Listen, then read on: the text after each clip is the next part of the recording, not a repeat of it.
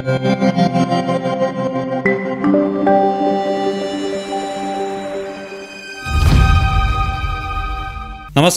News डंकामध्ये मी महेश विचारे आपल्या सगळ्यांचं मनपूर्वक स्वागत करतो। मित्रांनो, महाराष्ट्रात दररोज ज्या घडामोडी होत असतात त्यातील अनेक घडामोडींच्या बातम्या होत नाहीत, त्यांची फारशी चर्चा होत नाही। या आणि अशा बातम्यांचे विश्लेषण न्यूज डंकाच्या या नव्या उपक्रमाच्या माध्यमातून करण्याचा प्रयत्न आम्ही करत आहोत। आपल्याकडून याला चांगला प्रतिसादही मिळत आहे, त्याबद्दल आभार। आपण असेच यावर व्यक्त व्हा, आपल्या प्रतिक्रिया खूप महत्त्वाच्या असतील। मित्रांनो, देवेंद्र फडणवीस हे पहिल्यांदा मुख्यमंत्री झाले त्यावेळेला एक मराठा लाख मराठा अशा घोषणा देत मराठा आरक्षणासाठी तब्बल 58 मोर्चे निघाले होते। हे मोर्चे शिस्तीसाठी ओळखले गेले। त्या मोर्चादरम्यान कोणताही गोंधळ झाला नाही की कोणतेही गैरवर्तन पाहायला मिळालं नाही। त्यामुळे मराठा आंदोलन म्हटले की शिस्तबद्ध आंदोलन असं एक समीकरणच बनलं होतं। त्यावेळी मनोज जरांगे हे नेतृत्व उदयास आलं नव्हतं, पण आज मराठा आंदोलनाचा चेहरा मनोज जरांगे आहेत।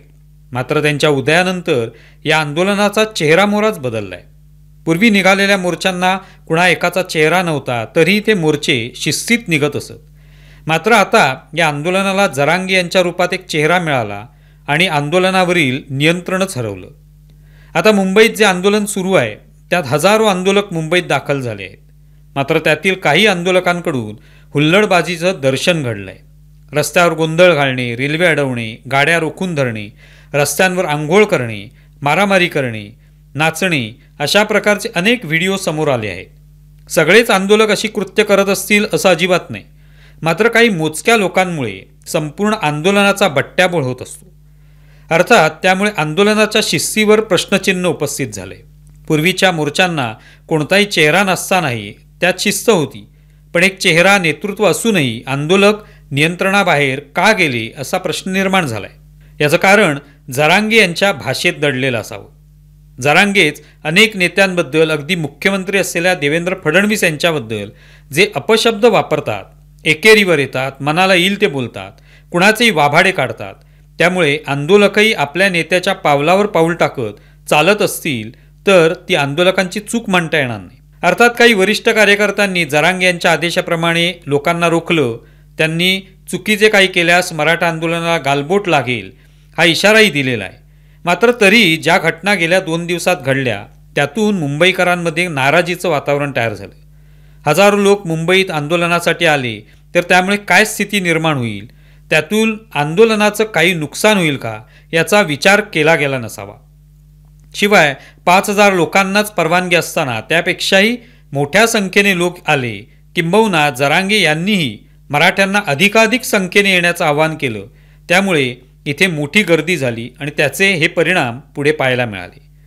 या आंदोलनाच्या माध्यमातून सरकारची कोंडी होते याचा आनंद झालेल्यांना या आंदोलकांमुळे पोलिसांवर आलेला ताण, त्यांच्याकडून होणारी रहदारीची कोंडी यातही मजा येत होती। पण प्रत्यक्षात जेव्हा ते नियंत्रणाबाहेर जाऊ लागलं तेव्हा मीडियाही त्याच्या बातम्या करू लागल्या। खरे तर हेच मीडियाने जरांगेच्या भाषेबद्दलही आधीच केलं असतं तर आंदोलक आधीपासूनच शिस्तीत राहिले असते, पण तसे झाले नाही। मनोज जरांगे यांच्या आंदोलनाचा फटका सर्वसामान्य मुंबईकरांना बसला, तसाच तो मीडियालाही बसला। याच मीडियाने हे आंदोलन 24 तास दाखवण्याचा कार्यक्रम अनेक वर्ष राबवला।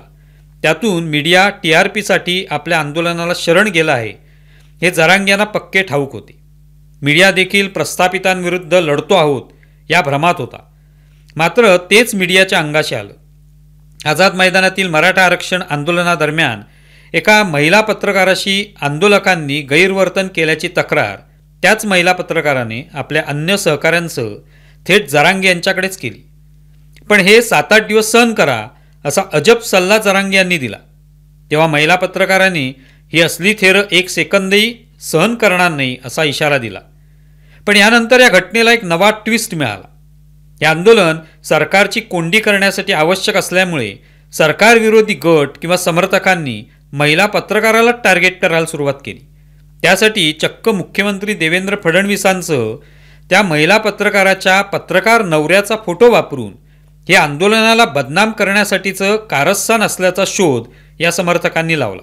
आपण एका महिला पत्रकाराच्या तक्रारीची खिल्ली उडवत आहोत, तिलाच बदनाम करत आहोत याचंही भान राहिलं नाही। आपल्या सोयीचे नसले की टुणकण उडी मारून दुसऱ्या बाजूला जायचे ही पुरोगामी चळवळ यातून दिसून आली.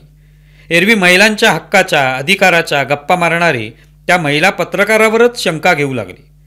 जरांगेंच्या खांद्यावर बंदूक ठेवून फडणवीसांना लक्ष करण्याची एकही संधी सोडायची नाही, भले त्यासाठी एका महिलेलाच लांछन लावावे लागले तरी हरकत नाही, अशी विचारसरणी आहे, बाकी काही नाही. बिहारच्या निवडणुकीच्या निमित्ताने काँग्रेस नेते राहुल गांधी यांनी वोट चोरीचा मुद्दा उपस्थित केलाय. त्यानंतर निवडणूक आयोगाने त्यावर स्पष्टीकरण दिलं. पण तरी राहुल गांधी आणि इंडिया आघाडीतील सदस्य वोट चोरीच्या नावाने कंठशोष करतच राहिले. महाराष्ट्रातील महाविकास आघाडीचे नेते वोट चोरीवर आंदोलने घेत होते. रोजच्या रोज वक्तव्यांचा पाऊस पडत होता. मात्र अचानक हा पाऊस बंद झालाय. या वोट चोरीची चोरी झाली आहे की काय अशी स्थिती आहे. मराठा आरक्षण आंदोलनाचे नेते मनोज जरांगे यांनी आरक्षणाच्या मागणीसाठी आंदोलन सुरू केल्यानंतर अचानक हा मुद्दा चमत्कार झाल्याप्रमाणे गायब झाला. आता प्रत्येकाच्या तोंडी मराठा आरक्षणाचा मुद्दाच आहे. आंदोलकांनी मुंबईत मारलेली धडक यावरच आता सगळी माध्यमं बोलत आहेत. अगदी महाविकास आघाडीचे नेतेही आरक्षणाचा जप करत आहेत. त्यामुळे वोट चोरीचा मुद्दा कुठच्या कुठे फेकला गेलाय. सध्या राहुल गांधी बिहारमध्ये त्या मुद्द्यावर बोलत आहेत. त्या पलीकडे महाराष्ट्रात तो मुद्दा मागे पडलाय. त्याचं श्रेय या आंदोलनालाच द्यावं लागेल. सुषमा अंधारे यांचे अनेक जुने व्हिडिओ आपण पाहिलेले आहेत. त्यातील एका जुन्या व्हिडिओत सुषमा अंधारे यांनी नवरात्र उत्सवावर टीका केल्याचं आपल्याला चांगलं आठवत असेल. त्यात त्या म्हणतात, 9 दिवस बाई चप्पल पायात घालत नाही, विचारलं की म्हणते आई बसली. अहो गादीवर बसा असं म्हटलं तर ती बाई म्हणते आई बसली. बाया 9 दिवस जीवाला काही खात नाहीत, आईचा बाप बसत नाही का कधी. अशा प्रकारची तोंडाळ वक्तव्य अंधारे यांच्याकडून आलेली आपण ऐकलेली आहेत. यात सुषमा अंधारे यांचा आता ताजा व्हिडिओ समोर आलाय, ज्यात गौरीची तयारी करताना त्या दिसत आहेत.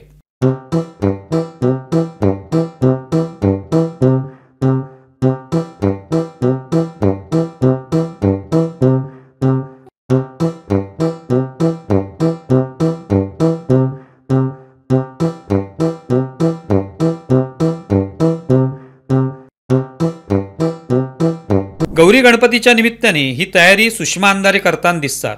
त्या संदर्भातला व्हिडिओ त्यांनीच पोस्ट केलाय. त्यात लिहिलंय की आज ज्येष्ठा गौरी पूजन, शक्तीचे प्रतीक, मातृसत्ताक संस्कृतीचे पूजन. ज्या अंधारेंनी त्या व्हिडिओत नवरात्र उत्सवातील महिलांच्या श्रद्धेवरून त्यांची थट्टा उडवली, त्या अंधारेंना आज अचानक गौरी मातेमध्ये शक्ती कशी काय दिसली. या गौरी गणपतीच्या निमित्ताने महिला जे औसे करतात, ज्या श्रद्धा जोपासतात, जी व्रतवैकल्ये करतात, त्यांच्याबद्दल अंधारे यांच्या मनात आज काय भावना आहेत हे मात्र स्पष्ट झालेलं नाही. मात्र या निमित्ताने सुषमा अंधारे यांच्यात हा झालेला बदल चर्चेचा विषय बनलाय. बदल हा निसर्ग नियम आहे.